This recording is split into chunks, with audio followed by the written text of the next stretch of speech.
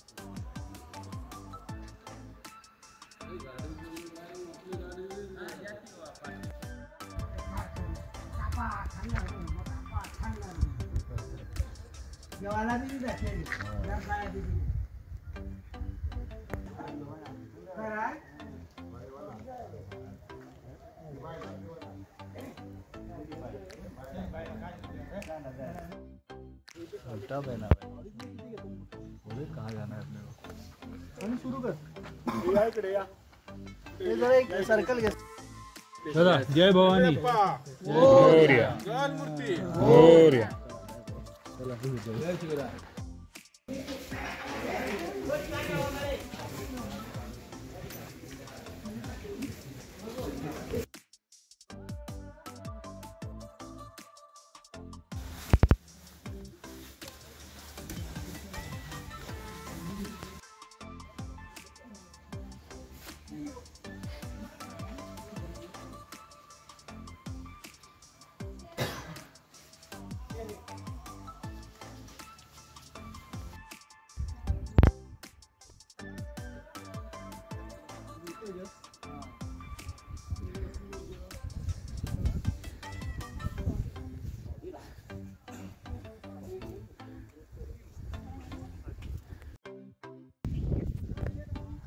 हा आहे नवीन रस्ता हा आहे जुना रस्ता आणि हा आहे नवीन रस्ता.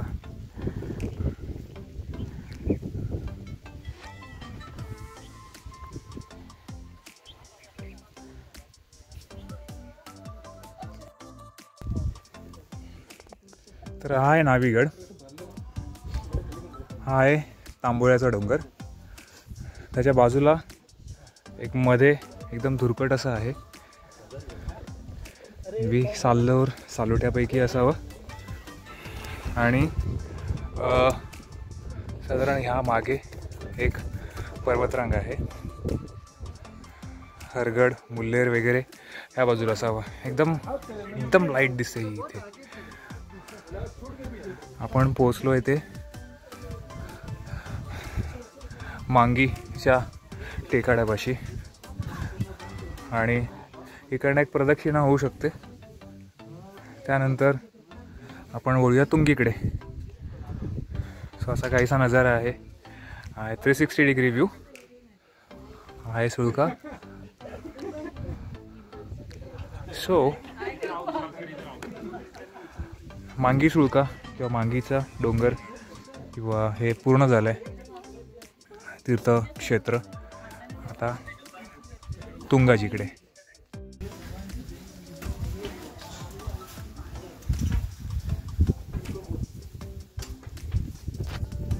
हे आहे पाण्याचं टाकं आणि बऱ्याच ठिकाणी येताना बऱ्याच ठिकाणी अशी तुम्हाला पायाचं स्कल्पचर्स दिसतील.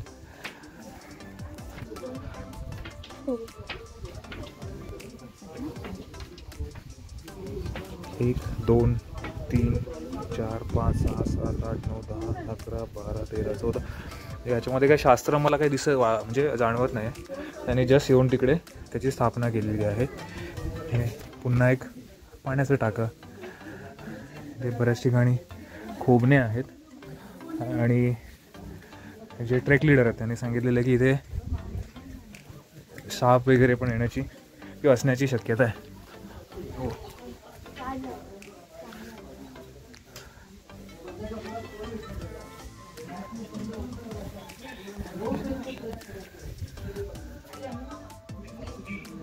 तर इथे पण एक मूर्ती आहे.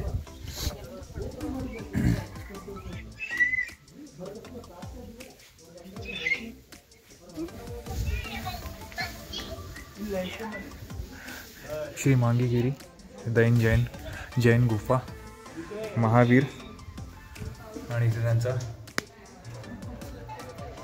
शिल्प आहे योगासन पद्मासनाच्या स्थितीमधलं.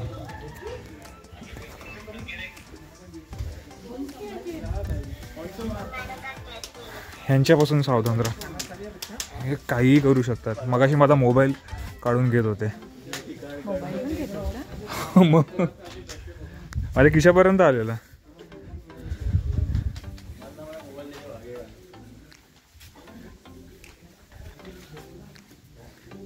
आता ह्यामध्ये जे त्यांचे गुरु असतात तर बालभद्र, ते पण पद्मासन, पण त्यांचा पाठमोरा आहे. हे जी मूर्ती आहे ना, ही पाठमोरी आहे. हाँ ये सुना था ते असे बसून ये तप कर रहे हैं. हां, मेडिटेट.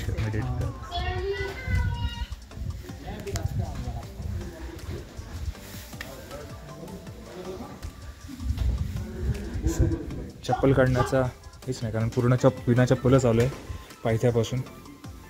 आणि हे आदिनाथ गुफा दिगंबर जैन, आणि ही ओपन आहे सर्वांसाठी आहे. आणि जर बघायला गेलं तर त्यांचं स्कल्पचर आहे तसंच आहे, म्हणजे शिल्पकृती आहे तशीच आहे. इथे लिहिलेलं आहे विमल मुनी. म्हणजे काही जे शिल्प काढलेले आहेत इथे काही लेख पण आहे.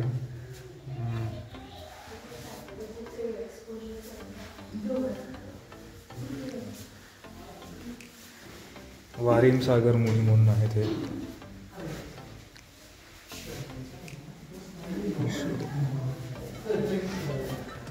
पाण्याचा साठा व्हावा आणि इव्हन ह्याच्या हिवाळ्यामध्ये पण म्हणून यांनी एक अशी अरेंजमेंट केलेली आहे.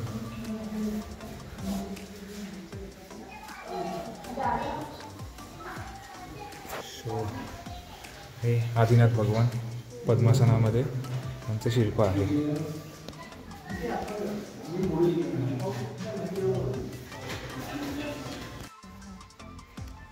हे नंदीश्वर स्वामी यांचं मंदिर आहे किंवा प्रतिमा, इथे प्रतिमा ठेवलेली आहे.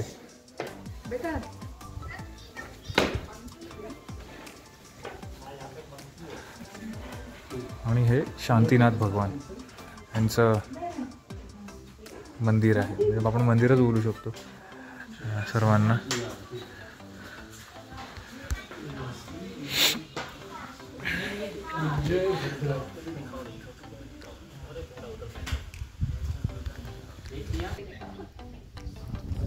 विजयभद्र स्वामीजी. त्याच्या पुढे एक शिळा पण आहे. त्या शिळेला शेंदूर लेपलेला आहे आणि आतमध्ये त्यांचं मंदिर आहे. आणि जिकडे जिकडे आहे त्यांनी असं पद्मासनामध्ये मूर्त्या तिथे कोरलेल्या आहेत. ह्याच्या खाली पण काही ना काही असं आपण काळानुरूप ते असं, कारण वरून पण दगड कोसळतात, खालून पण दगड कोसळतात.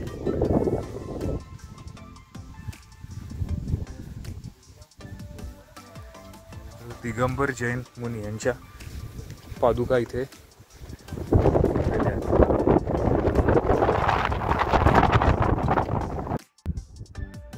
साधारण ते जे दिसत आहे ना, तिकडनं प्रवास सुरू केलेला. आणि हा पूर्ण पायऱ्यांचा मार्ग आहे.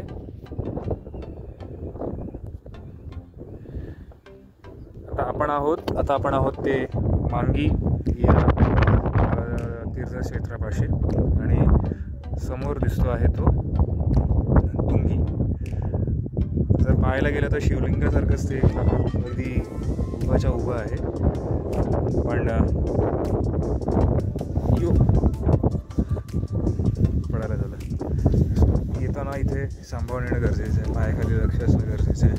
त्यामुळे मी माझ्याकडे बघून व्हिडिओ कॅप्चर करत नाही, जेणेकरून माझ्या रस्त्याकडे लक्ष ठेवेल आणि व्हिडिओ कंटिन्यू करेन.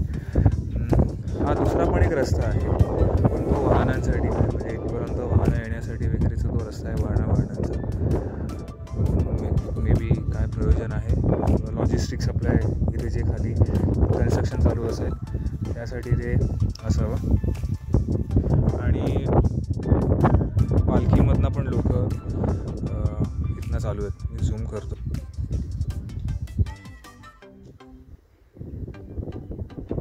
पालखीने पण येऊ शकतं जर कोणाची इच्छा असेल, यायचंच आहे, पाहायचंच आहे तर.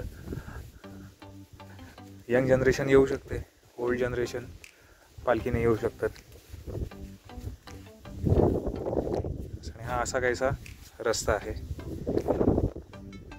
आता जाणार परत जिकडे आपण वरती चढून आलो त्या दिशेने.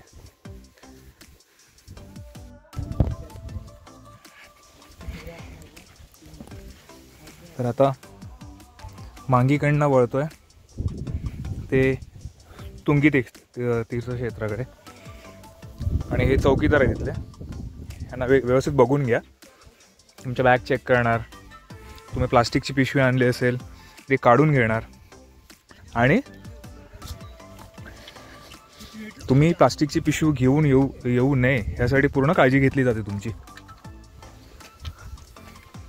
तर तुंगी सुळका तिकडे जायचा रस्ता म्हणजे महाराष्ट्रामधली काही आश्चर्यकारक अशी ठिकाणं आहेत, त्यापैकी हे एक आहे.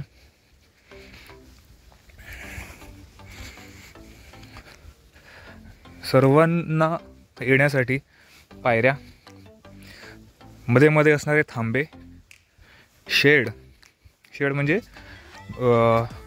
सावलीसाठी जागा, आणि पूर्ण सुळक्यांपर्यंत ॲक्सेसेबल व्हावं एवढी. आणि गर्दी होणार नाही ह्याची पण काळजी, कारण एवढं उंचावर आहे, कोणी फटाफट गर्दी वगैरे करायसाठी नाही आहेत. या गर्दीच असा होत नाही, कारण हा दुर्गम प्रदेश आहे. फक्त तेवढा जो दिसत आहे ना, झूम करून, हा जो पार्ट आहे ना, हा एवढाच पार्ट आहे तो दाट वस्तीचा आहे. अदरवाईज कुठेही जास्त गर्दी नाही आहे आणि फार कमी राबता असलेला सुळक्यांची ठिकाणं आहे. सो बरं वाटलं येऊन इथे.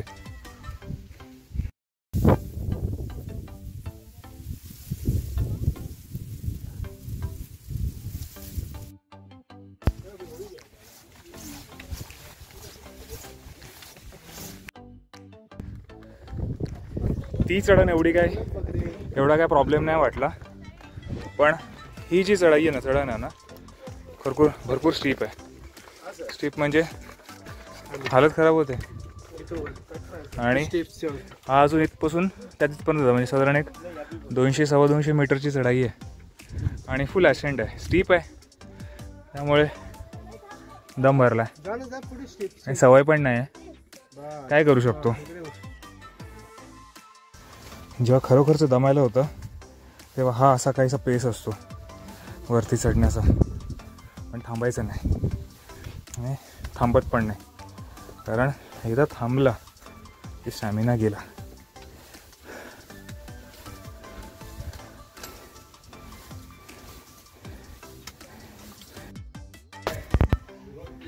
तर मांगी तुंगी ट्रेकचा हा शेवटचा टप्पा असेल आणि त्याच्यानंतर जस्ट एक 15 ते 20 मिनटाचे डिसेंड आहे. हा एक 10 ते 15 मिनटाचा स्ट्रेच आहे, जास्त चढण नाही आहे, त्यामुळे ह्या शेड खाली जायचं आहे. आणि 108 फूट काळ्या कातळ शिल्पातली ऋषभ स्वामींची, त्यांचे तीर्थंकर ऋषभ स्वामी आहेत, त्यांचं तिकडे 108 फुटीचा पुतळा आहे, त्याचं दर्शन घ्यायचं आहे आणि back to base camp for lunch and then off to Mumbai. Before that reaching Kasara. आज संडे असल्यामुळे मेगा ब्लॉक आणि ट्रेन्स पण लेट असतील, नेवर नो, पण पुढचं कसं काय ते. तर आज एक ट्रेक असा पण झाला आहे की बिना चपलेचा किंवा बिना पायामध्ये कुठलंही वाहन न घालता करायचा आहे. आणि हा जो ट्रेक आहे तो आहे मांगी तुंगी. डोंगर पूर्ण कापून हे बनवलेलं आहे. आणि 108 फुटाची मूर्ती तुम्ही बघू शकत असाल तर म्हणजे एका नजरेत मावत नाही असं आहे. कॅमेरामध्ये वाईड अँगल आहे म्हणून तुम्हाला दिसतोय, पण